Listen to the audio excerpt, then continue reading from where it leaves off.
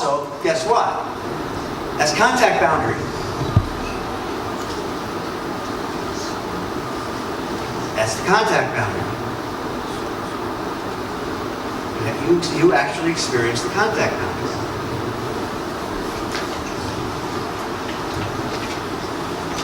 Let me see how much I can cross out and throw away.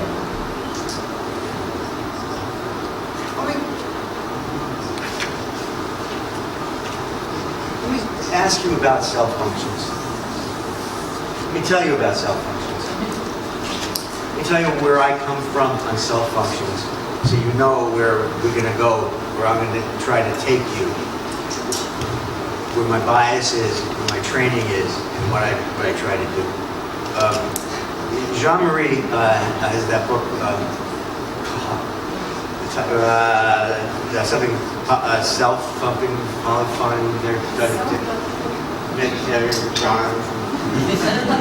I don't remember the titles of books. I didn't remember the title of this workshop. You know the book? John. You translate it. You know it in Russian?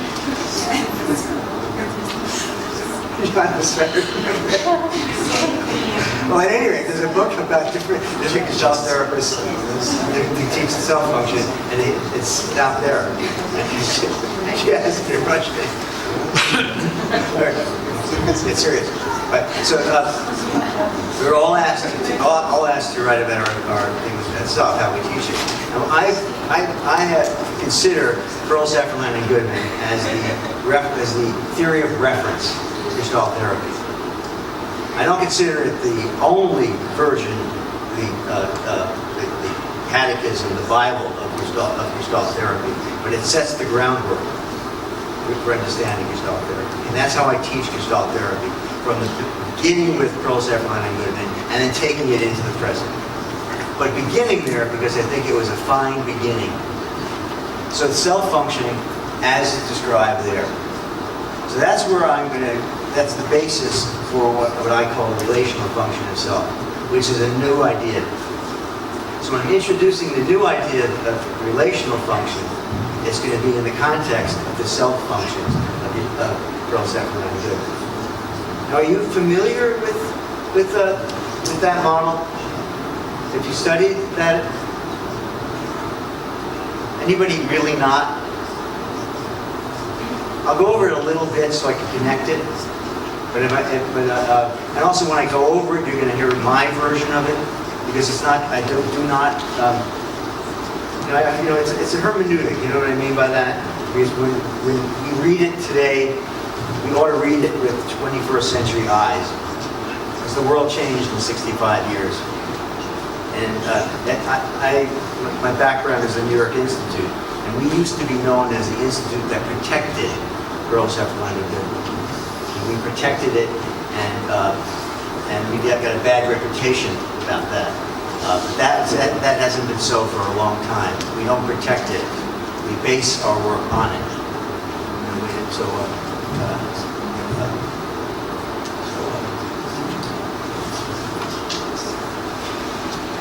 Now, a word about self.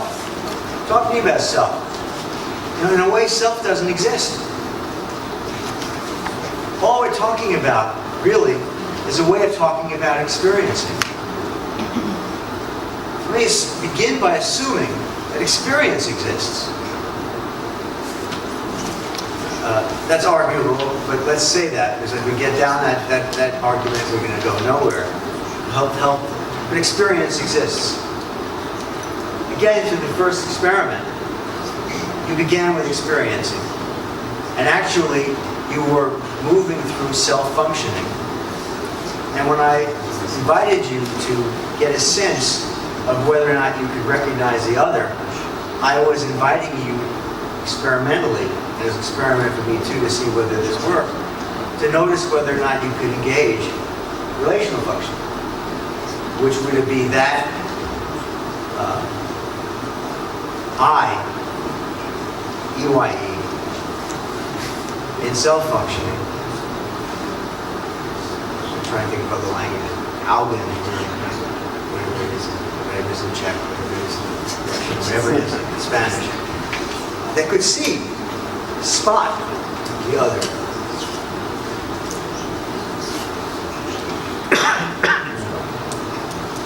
And this is very organized, believe me, and I jumped ahead. So let's see what we do.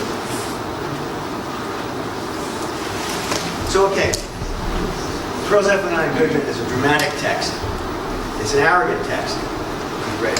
And it's whether the arrogance came from Goodman or Pearl, they could have a contest. Again, it really is amazing. Experience occurs at the boundary of the organism environment. Bang! No question. You got it. And then, and experience is the function of the boundary. Any question about that? Right. You've had it. And, take no prisoners. And then, again, a contact boundary, essentially the organ of a particular relation, of organism and the environment. Bang. Okay. So far, so good. No more explanations.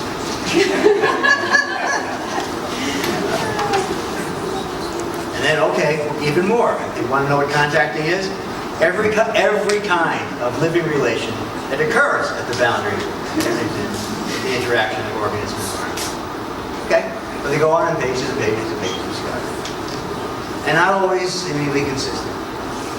But when I learned this from Richard Kitzler, and at the same time, Isidore Fromm back in the, whenever, both of them believed, and both of them, that there was not a single mistake, not a single error in the book. Richard thought there were 2 typographical errors. Isidore thought there were 3, and they used to fight about which one to use. This is absolutely true. Then Richard said, "Oh, this is not right. There were mistakes." And then Isidore retired. Is it true?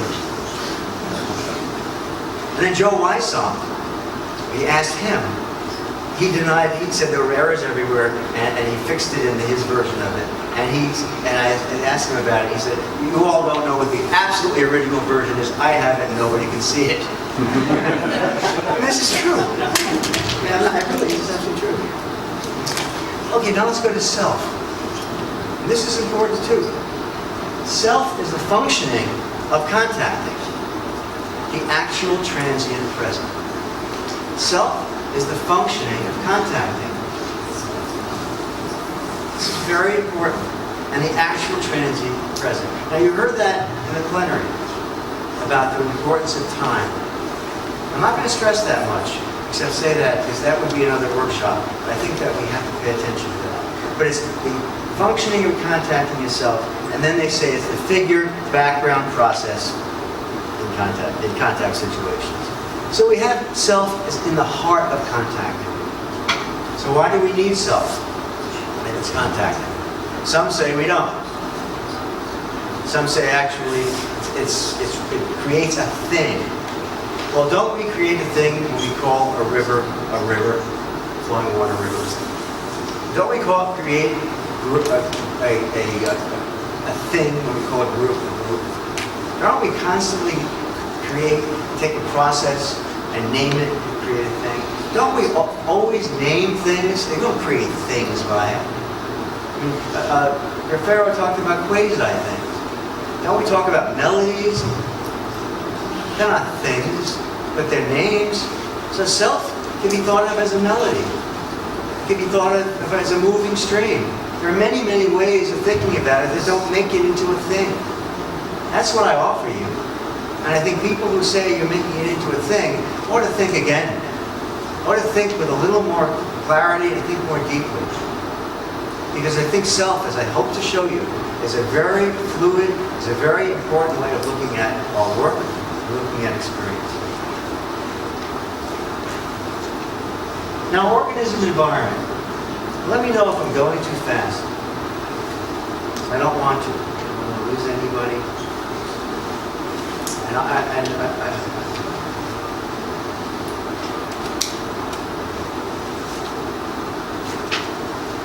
want to reconsider, not change the environment. Now, to my reading and understanding of gestalt therapy, as it's usually spoken of. Organism environment is an emphasis on the natural science aspect of organism environment. What I mean by that is the stressing of the biophysical process of contact. Not to the exclusion, no, not to the exclusion of the full human holism. I mean, I don't mean to exclude it. And if you again look at a lot of gestalt therapy writing, we talk about values and meaning, we really do. And even in pro-self-reliant I'm not dismissing that. But what I am going to say is that when we talk about environment and the social world and things like that, and we're using only environment, we haven't really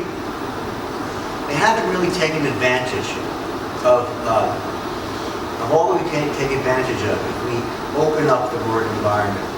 And by opening it up, I want to consider other ways of looking at environment. And I found philosophy to look at environment. And for example, I take as a bridge Kurt Goldstein. Now you may know that he was an important influence on gestalt therapy, the theory of the organism.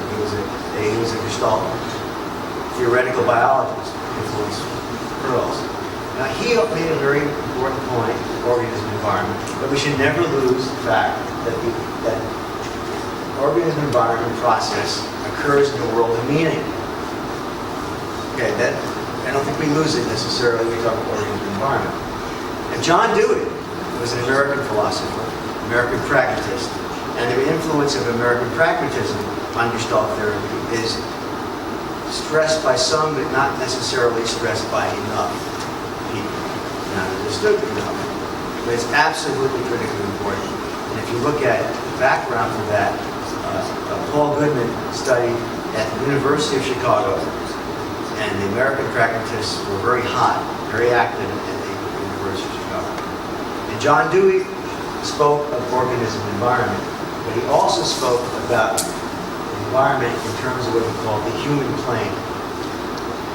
And I like to think about taking gestalt therapy and looking at it in terms of the human plane. P-L-A-N-E, human plane. Plane. And by plane, the lane is the landscape. To take it more humanly. So when I think about environment, in Goodman we'll talk about an animal freely ranging is a phrase, thinking of us in a forest, thinking of us, there are all kinds of references to that, an emphasis on our eating, emphasis on nourishment, the organism taking care of itself, air, and breathing. This is all great. We need this. But when we think about the human plane, we're also thinking about taking care of ourselves with one another, taking care of ourselves with literature and art. It's there in the theory already, but I want to expand it, and we can expand it in the relational dimension, I think, by adding something like the human plane. And think of it in terms of humanity. Now specifically, think about this conference. Think about how much we're talking about the suffering other. Think about how much we have specific respect for the other here. And I don't just mean here, almost everywhere I look now in gestalt therapy, there's an openness to the other. Not in terms of an object to be aggressed towards, but an object, but as something to be met, but as a person to be met. Now what I'm suggesting, it's yes in our original model, yes in how gestalt therapy is understood and taught. I'm offering more expansive ways of treating. I'm taking some of the ideas, similar ideas, not as thoughtful as philosophers, because I'm an amateur philosopher, but some of those ideas and pushing them here by going to phenomenology. Because phenomenology paid attention to the human plane. And gestalt therapy pays attention to experience. Now there's an overlap between phenomenology and psychology. It's another story. But I want to pay attention to the human plane in a phenomenological way. And I want to look for finding the other phenomenology. Which is not to say I'm ignoring, to say I'm not ignoring, I'm putting aside issues of developmental psychology. I'm putting aside issues of things like mirror neurons and a neuroscientific basis for empathy. I'm just putting that on the side. That's all I'm doing. And I know there can be objections to it in a limited vision.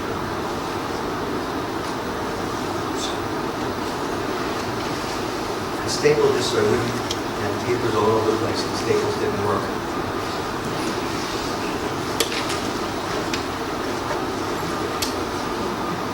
Okay, so what do I, and this is, so what I've done, I've asked, I wanted to move from environment to life world. And now, life world is an idea.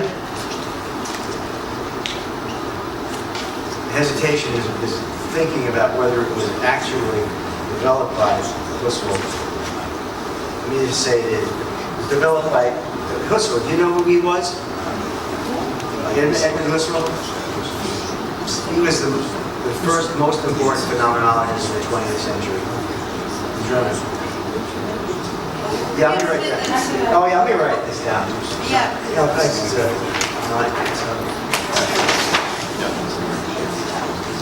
Did I erase his dates?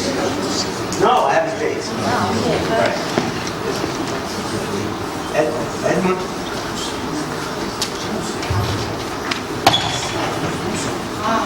Husserl. Okay. Husserl or Husserl. Depends on when you go at 1859 to 19. Now, very interestingly, if you look at these years and think about the development of Gestalt psychology, you're going to see a parallel. And if you look at phenomenology and think about Gestalt psychology, you're going to see more than a parallel. There's this cross-influence. Very important. And I'm going to write the next person who's also very important in this, Martin Heidegger. I'm not going to talk about it. Heidegger was a beast. Now,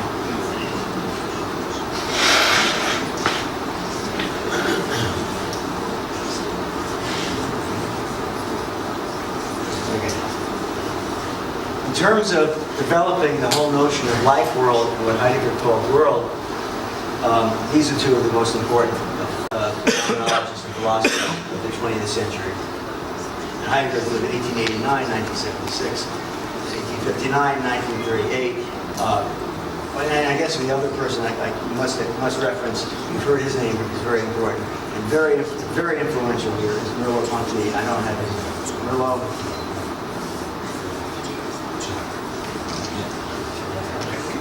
Sorry about my handwriting. I don't have his dates. Maurice Merleau-Ponty.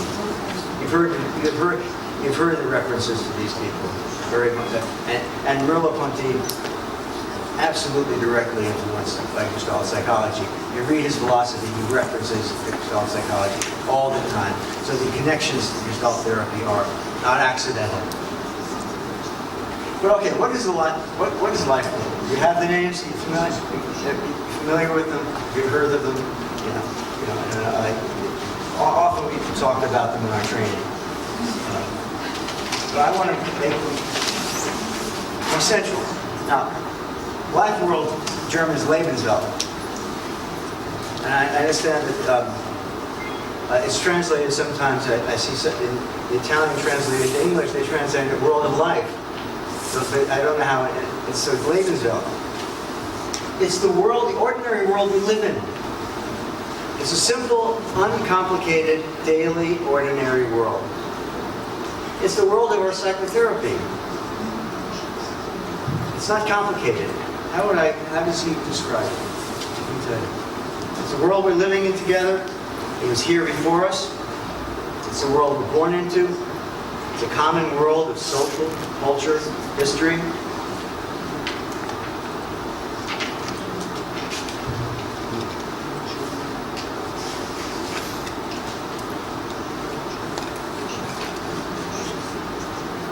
How simple is it? Yeah. The important thing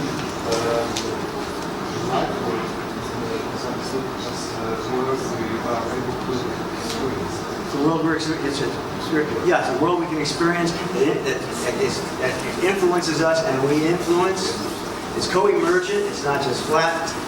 This is the Goodman would say the starting situation. This is environment. We call this life world. I'm going to build this some more with more complication. It's our world of culture. Think of your own countries, which you've come from. Think of your different values. Think for a second. Consider. Consider home. Consider where you came from.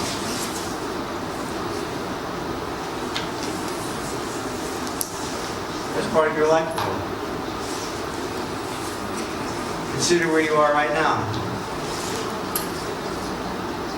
All of this is life world. It's the natural world.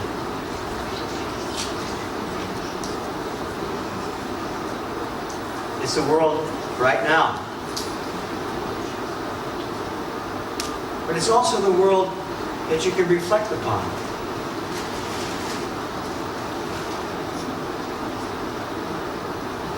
But it's immediate.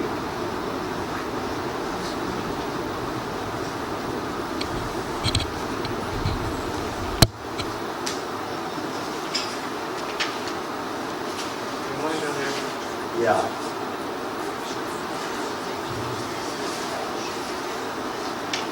It's a world in which we're living together. Literally, it's Lebenswelt. The world of life. Nothing complicated about that. It's kind of self-evident.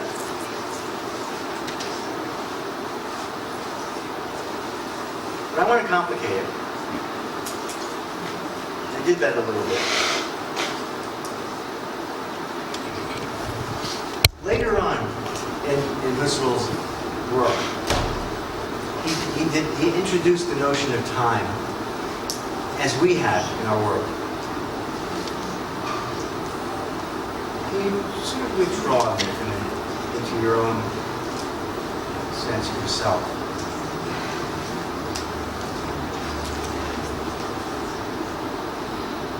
And I did this a little bit. Take a breath. Consider your surroundings. Consider what's around you now.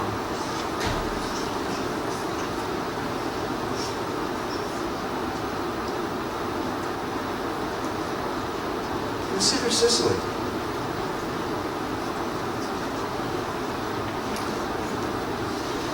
Consider what Sicily is for you right now. Does it have history for you? Does it have meaning?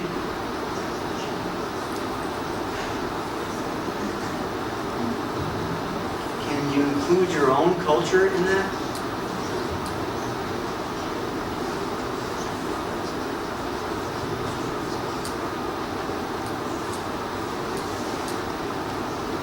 Now, add in time even more. Stretch your sense of time backwards. Include history.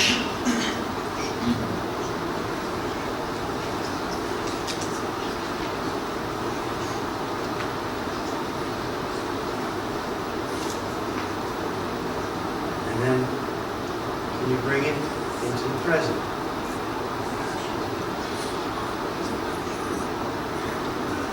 This is all part of your experienced, ordinary sense of now.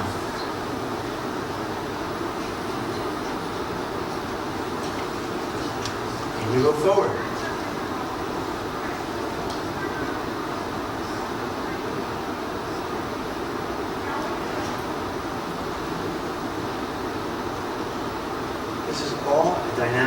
awareness of your life world. Concretely, think about this conference. Think about each of your life worlds. It's actually not a common I world, but it's we world that you've built together and are building together in your interactions. You have a common world you've come from, a personal world, a shared world here, a sharing world here, a building world here. All of this is on the surface and accessible. No magic here.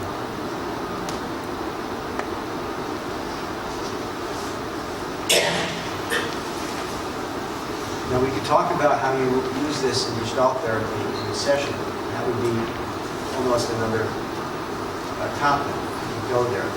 Now I can talk about that in self-functions, and I will, before I get into this. Can I take a little detour and show how self-functioning is involved in this? Because I just guided you again into self-functioning.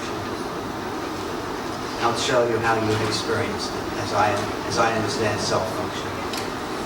Now one thing, and just like I gave a preface before self, I'm going to give a preface before self-functioning. First, why am I saying self-functioning and self-structure functioning? Because I'm doing it the easy way. So let's say self-functioning. There's no such thing as a single self-functioning, because all self-functions are one whole.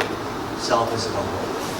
Because typically in standard theory, the standard model, there are three self-functions. And okay.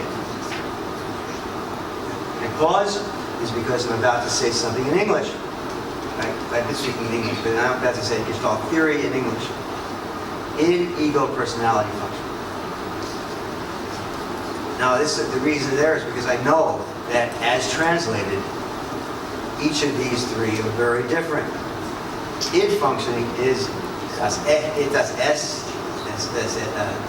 what are they? Oh God, it's German.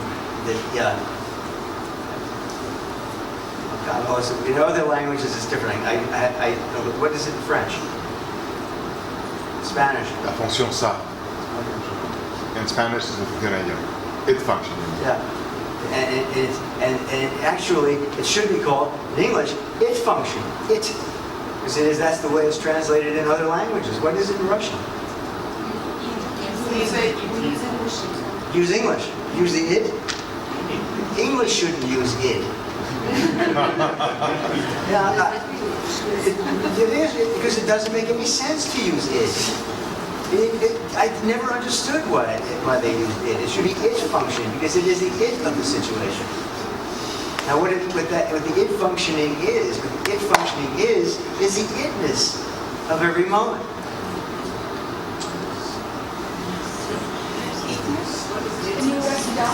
Take a second. Yeah. Yeah. You just put it in any language you want. In English, it's id. In English, it's id. Which actually harkens back to Freud. Yeah. But you know, that opens a can of worms, because I don't think they meant that. Because in the sections in Pearl, Sefferland, and Goodman, when they critique Freud's theory, they critique id and stuff, but it doesn't mean id function. Id, or as S, German, or whatever, you know, S, right, id function. And it's the id of the situation. Take a second. You hear the sounds? Let your eyes see the colors of the room.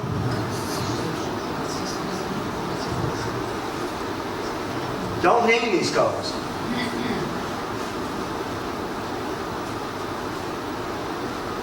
Get the colors? Now identify these colors. You see red? Now that was a transition from the raw sense of the itness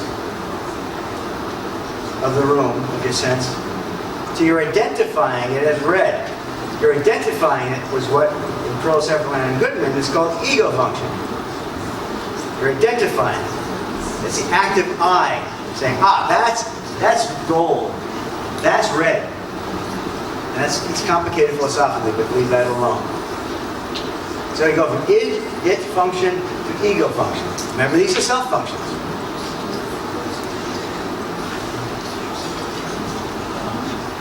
So the it function is basically present. Bang. No choosing. No choice. Could you use this example of these ego functions and include personality I'm functions? going to get right to that. Okay, sorry. I was just curious. No, you can get this is the personality function, the personal function. This is so important and also so under stress. You're familiar with the term? The personality function. Now this is so important because personality. I'm putting a hyphen there. Ality. Can you read my handwriting? No. I can't read my handwriting. But personality function. It's the personness. Okay. Personality function is that aspect of self that over time, over social contacting of you meeting me right now, you will have the experience of having met me. Will be your experience of being able to remember who I am, having assimilated, taken in your experience of me, and you will no longer be the you are prior to having met me, or having been here. You will have that experience, and the you of you will be different from the you of you before. Your personhood will be different. And that's carried, but that is the personality functioning of self. Is you're engaging as a person in a situation. More than that, personality functioning is connected to meaning making.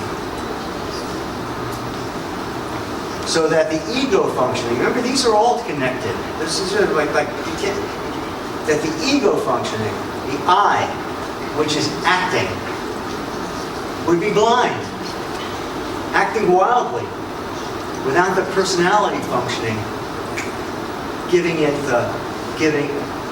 organizing me with the what, with the where, with the meaning, what it means to be on the human plane.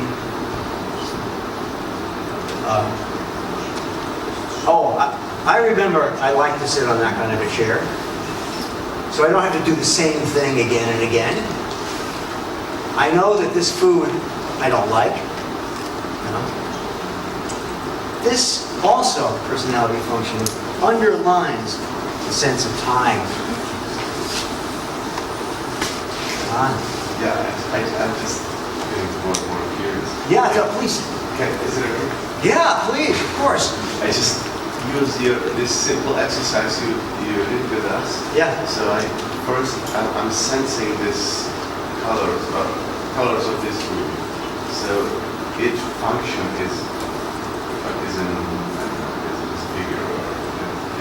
Then I name the color. Yeah. So I switch or I move to ego function. Yes. And then I'm curious about the personality. Yes. So Yes. is it like that when I see, for example, brown wall, so all the memories that I have for a brown color, and how I'm changed by this experience of seeing the world. Yeah. And as it all comes forward. Okay. Yeah. And then that goes into life And world. what kind of meaning it makes. Yeah. So this is the move to personality. Yes, they all come forward and spontaneous, or not. You think, do I, right. Okay, thank you. Now, too often I hear, you can ask a question? Yes, Please. am I right that the ego function searches for for names and personality, for the memories, Yeah. to identify? Yeah, right. So you can say that's memory. Yes. Yeah. There's so many ways of adding to this in different ways. Now I'm giving kind of the big outline. And again, the other thing about this is that there's soft categories. Things can flip around. You know, it's not tight. Oh, this is this is this, because they come together a little bit. Think about life world. I'm going to get to the relational function, I promise. And I'm going to give a clinical example, I promise. Clinically, this is an example that often is given for about personality functioning, is how when it goes wrong. When it's not fluid. Now we know it in gestalt therapy. In the aesthetic criterion, when you're in terms of atmospheres, for example, in terms of a felt sense, when there's the aesthetic of the aesthetic of contacting, of the flow of the figure ground forming, somehow gets stiff, somehow loses a luster. You see something is happening that doesn't. It's like it falls to the ground in the figure ground forming, or some shape doesn't really flow right. Some edge that doesn't feel just right. We identify that as something of interest, something to look at more closely. So in our model, I think of it that we fundamentally pay attention to getting things going, moving along. When things just don't move along, we pay attention.